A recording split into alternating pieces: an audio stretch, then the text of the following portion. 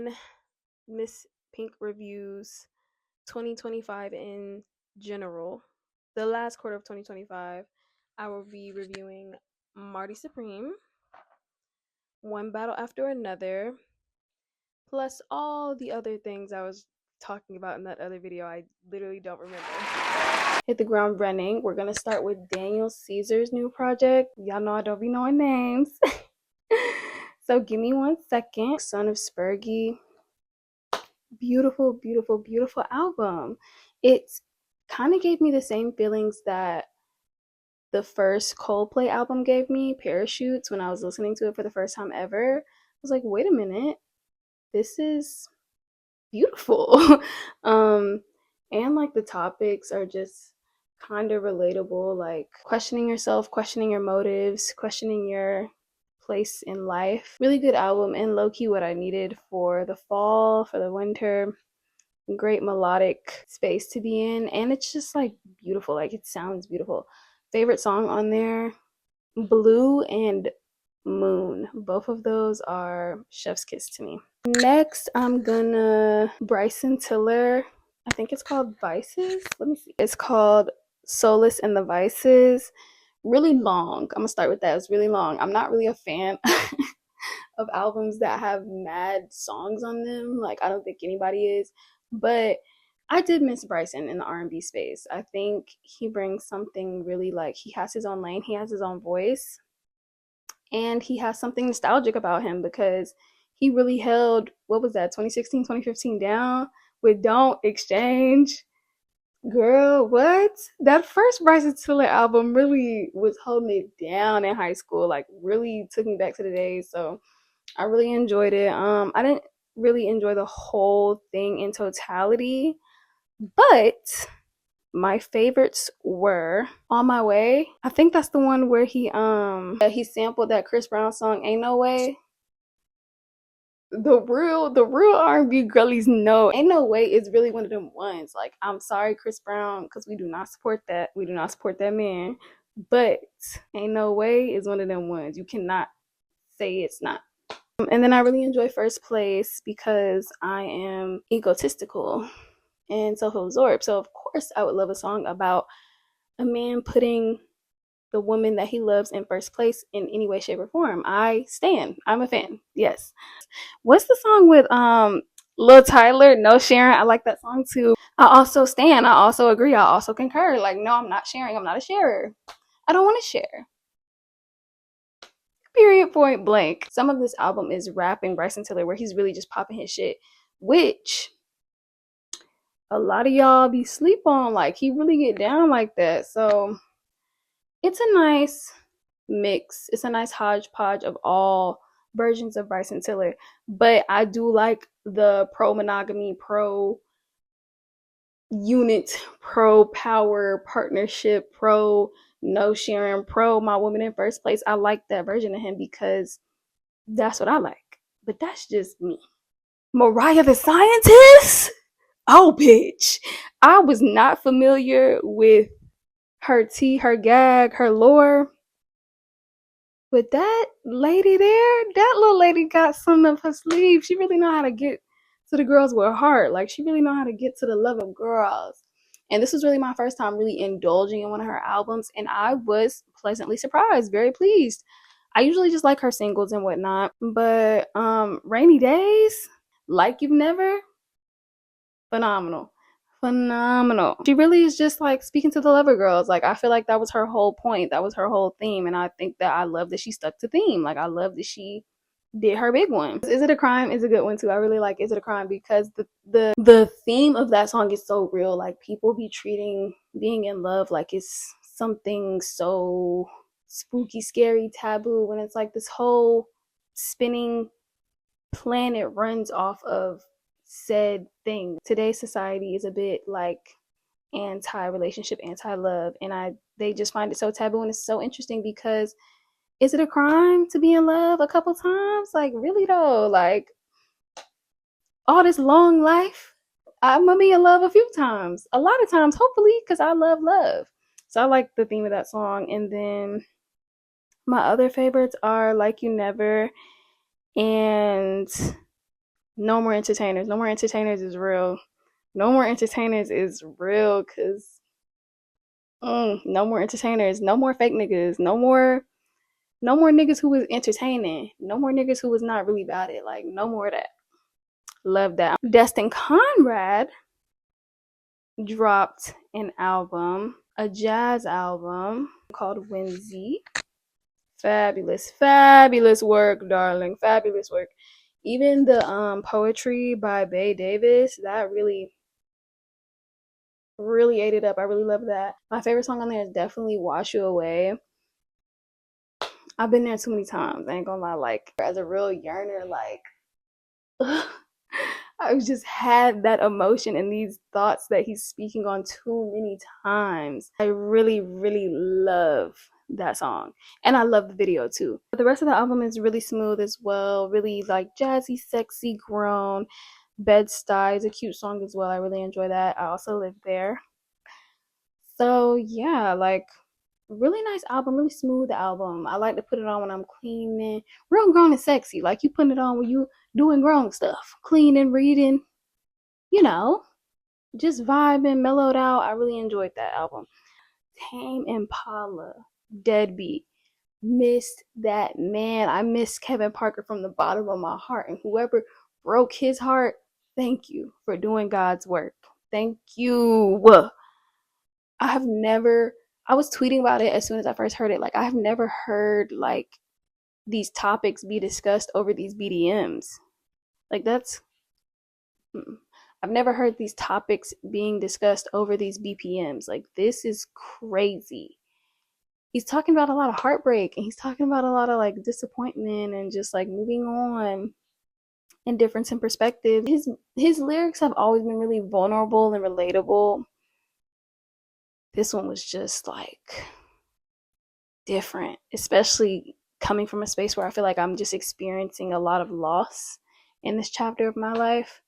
I really just appreciated the vulnerability as well as the high BPM so I can run and work out to this album while ciphering through emotions and thoughts that I need to work through and break down. I really appreciated that. It really pushed me to just like think about stuff more and work through stuff more. So it's a very motivational album in a way.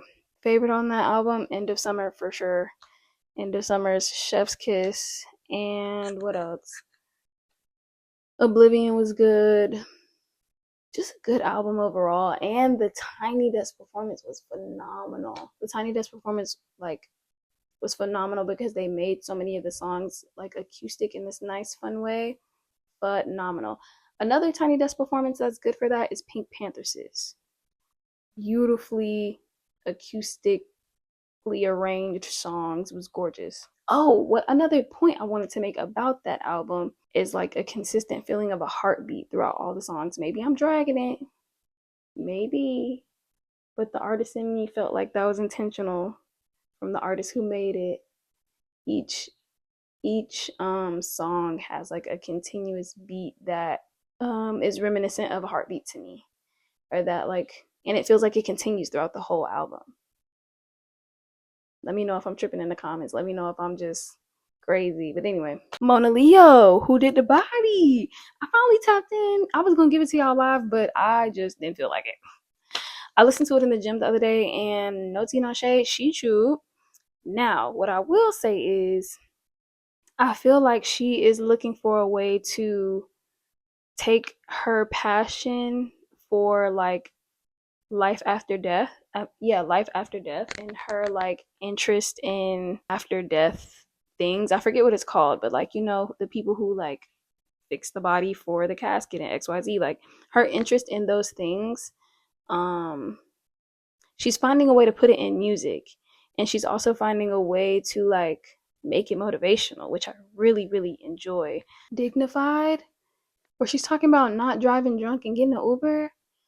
Like, come on. Like, one thing I've always liked about Mona Leo is one thing she's gonna do is use that influence to push a positive message. Like, Sexy Salon, Black American Princess. Like, come on. Like, really pushing the narrative that all the non-blacks to the back. Yeah, all the non-blacks to the back. Like, she's never played. Like, she's never played about pushing a message, and I really appreciate that. Now, the album, what I mean, it's perfect timing because it's Halloween time. It was like, I feel like centered around this idea of death and like exploring life after death. And I think that this album will be meaningful for people experiencing that. I think it'll be meaningful for people, period. But it will definitely be meaningful for people experiencing like a difficulty like dealing with death or grieving or like a fear of death. Because at the end of the day, you know, everybody gotta go. So I think that I appreciate her like courage and vulnerability in doing that, and really just like her sticking to her, like her making her own lane and like talking about what she is passionate about. Like, she went to school for this, if I'm not mistaken. Now, my favorite on that album, Freak Show. Easy. Freak Show with Lizzo. Lizzo went dumb, stupid, crazy bananas. That song, did they once like give her tens. Tony Snow dropped the album. If you know how I feel about Tony Snow, you know I love that man. Just a great artist, you know, like he really just put it all on the flow. He don't really do too much as far as I know. I'm just a fan. Let's keep it cute. But the album, straight bangers, top to bottom. Another album that is like really vulnerable to me and really like honest to me. My favorite on that album is definitely Beat the Odds. I was listening to that in the gym, like, yeah, for sure. And Thank God. I like Thank God. Tush Push is cute too. Cute little twerk song. All the songs on here are fire. Like, Burnt Out is good. Think Again. I Can't. Like, just a great album from top to bottom. Like, really album of the fourth quarter to me on the rap side, because it was very motivational, but it was really also like popping his shit, but also motivational. Like, I'm not stopping. I'm not stopping. I'm gonna keep going. I'm gonna keep stunning. I'm gonna keep grinding. I'm gonna keep being amazing. There's nothing you can do about it. Many months later. Hello, everybody. Miss Pink is back. Hi, my icons. I know it's been a little while, but I've decided we're gonna give these to you guys once a month. Today, we're gonna talk about two things: Marty fucking Supreme and One Battle After Another. Marty Supreme was phenomenally marketed to me, and it was a phenomenally written story. Here's why. Our main character was a villain a majority of the time. He didn't even realize how much of a villain he was to himself, but he was a little arrogant prick the first half of the movie. He was causing terror, wrecking havoc, seeking his dream for the entire, and like being so selfish and inconsiderate in the ways that he was doing this for the first half of the movie. That was so, como se dice, American. Like, Marty Supreme was a true American cinema because of the arrogance that Marty carried in the pursuit of his happiness. He was extremely selfish, extremely inconsiderate, extremely hard headed, and he definitely also had a very clear power struggle going on. He only sought after women that he couldn't have, things that he felt like he couldn't have. That was very evident as well. But I really enjoyed the villain-esque of him. Like, I really enjoyed him proudly being such a villain and not even recognizing it, like typical Americans. And then hitting rock bottom, finally being humbled, turning around, trying to make amends, trying to make apologies, wasn't able to really accomplish an idea of his dream until he submitted to a higher power, until he submitted to somebody that was in a higher class than him. Honestly, because a lot could be said about class wars in this movie as well, but we'll get into that in a second. Couldn't get what he wanted until he submitted, and even then, did he really get what he wanted? His arrogance and his inconsiderates was so parallel to like Americans and pursuing that American dream that it was hard for me to dislike it, because in a cynical way, I was like, yes, this is how we be. And like, I hate that in some ways I felt like I could relate. Like, sometimes you have to tell certain people, like, you don't think about your life the same way I think about my life. So unfortunately, I can't partake in the tomfoolery that you partake in. He did it very harshly, but that is a very real train of thought of a real person who is passionate about their dreams and their creative ideas that they want to pursue. No tea, no shade. When he told that girl, that pregnant girl, Odessa, I forget her name of her character, but when he told her, you don't think about your life with a purpose, Gag it! baby, when he cleared her in that monologue, baby, that was insane. Like, that was literally so insane, but I hated it because it felt so fucking real. Like, it was mean. Don't get me wrong. It was very mean. It was very inconsiderate. It was very nasty. But, and let's talk about her character for a second. You ride or die dummies are the problem. You ride or die dummies are the problem. And y'all are the reason that men act the way they do. Man, why are you this man's getaway driver while you're 8 months pregnant? Why, when you get shot, you're like, oh my gosh, take the money, with a baby in your stomach?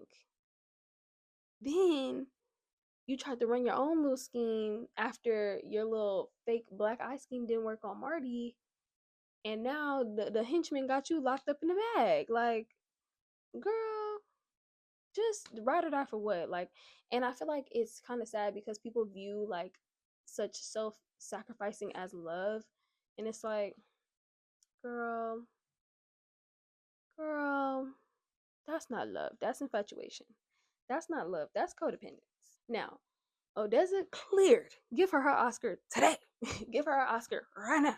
Like, ate that down. Ate the character down. Ate the acting down. Ate the emotion down. Give her fucking Oscar. The ending. Let's talk about the ending. So, in the end, Marty finally wins against the reigning ping pong champion, the Japanese opponent that he's been battling against. But something that I thought was peculiar about this ending was, I feel like in an alternate universe, it is okay to consider the fact that the Japanese opponent let him have that match out of pity. Like, we have to take a step back and look at everything that Marty went through just to get there, just to play him in a match that wasn't going to go on either of their records. I feel like the Japanese opponent let him have that out of pity. Like, I feel like he was just like, yeah, you're embarrassing yourself yet again going this hard for this match. You know what, dude? Here, have your winning moment. And it's not until Marty gets his winning moment that life clicks in reality for him. He goes back to this ride or die girl. He finally tells her he loves him. He then finally decides to be a dad and finally decides to like be mature about what he's left behind or the lives that he's ruined in the pursuit of this dream of his. Another thing that is so like Americana to me, like the pedestal that men have themselves on, that society puts men on, makes it so that men find it okay to throw away everything, pursue all their dreams. Who cares if I have a kid? Who cares if I got a wife? I don't care. I'm moving on my own until I accomplish that. And when I'm done with that, then I'll go be a family man. Then I'll go be the husband. Then I'll go like deal with these responsibilities. When it's like, that's not necessarily how that works, my friend. Life is full of duality and multifaceted things. Like, you can pursue your dreams and be a family man at the same time. You can pursue your dreams and be a husband at the same time. Like, if you don't want to do those things at the same time, maybe don't do that. You get what I'm saying? Like, I feel like it's so American for him to wait until he is ready as a man, regardless of the time that took or regardless of who suffered during that waiting. It's so American of him to wait till he as a man is ready to like do what needs to be done. The men are at war, the men are fighting, the men are chasing their dreams, the man is out working, doing his thing while the rest of his family is at home suffering, or while he's fucking treating them all like shit. And then once that dream either fails or succeeds, then he gets to, come back and play house. When I feel like in comparison to women, we are expected to be the woman of the house, be the woman of the career, be the woman of the this, the that. Like, we're expected to carry that multifacetedness and that duality a lot more.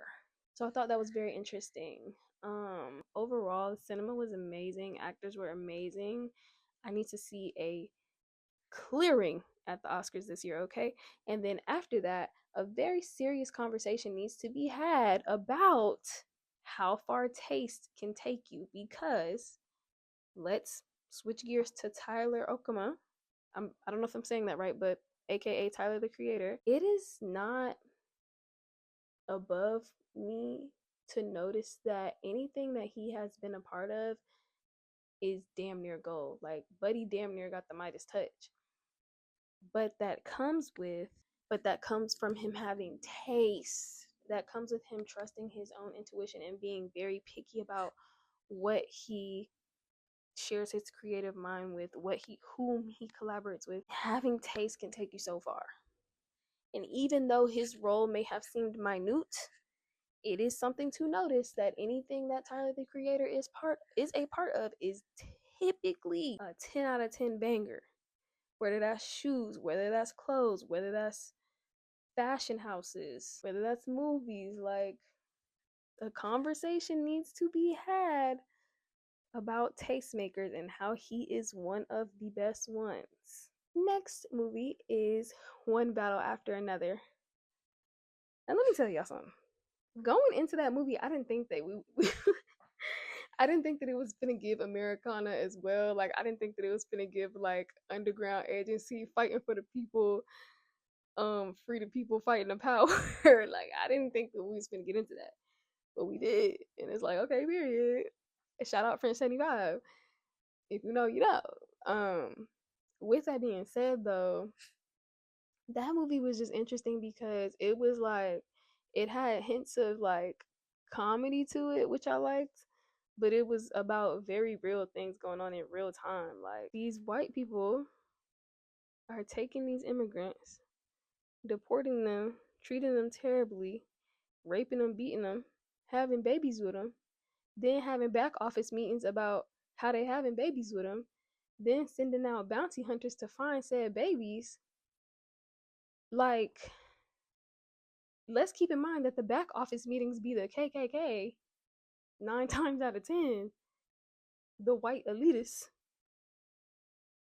Like, it gave real let's hold the mirror up to the country, but let's like make y'all laugh while we do it in a little bit. Like, so I did enjoy that. It was funny though. It was a good ride. It was a good ride. I did enjoy that. I liked Tiana Taylor's character until she snitched. We don't fuck with that. You should have took that shit to the head, baby girl. You should have took that prison shit. You should have went to prison, girl. You should have took that to the head, girl.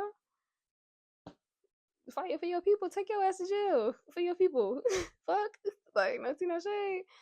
But different strokes for different folks. My sister ended up in Mexico. Like, it's also something to talk about how selfish the fight is.